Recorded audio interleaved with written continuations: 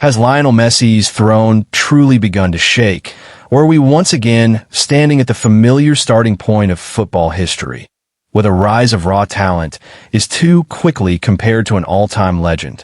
Today, this question is no longer a matter of imagination. It is a question of numbers, time, and reality. Because the football world is now fixated on an extraordinary 18-year-old prodigy, Lamine Yamal.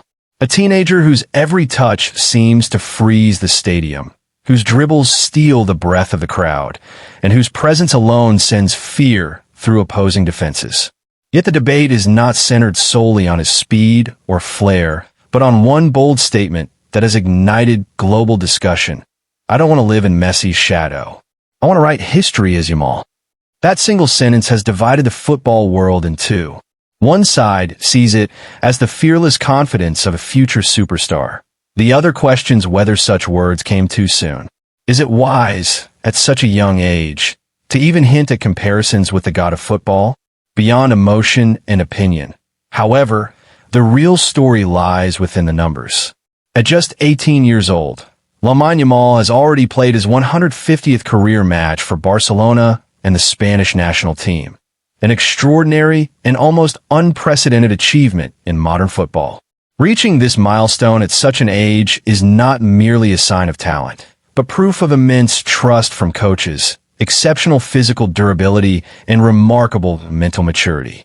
And here begins the inevitable comparison. Where was Lionel Messi after his first 150 matches? Who was ahead statistically?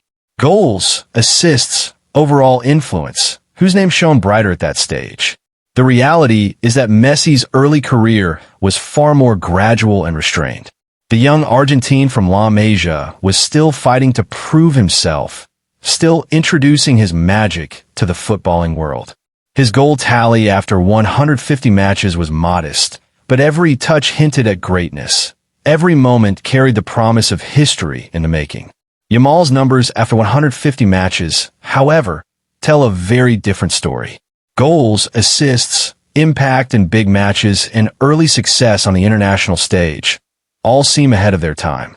This naturally raises the question, does Yamal truly possess the potential to surpass Messi, or is this comparison merely a product of our inflated expectations?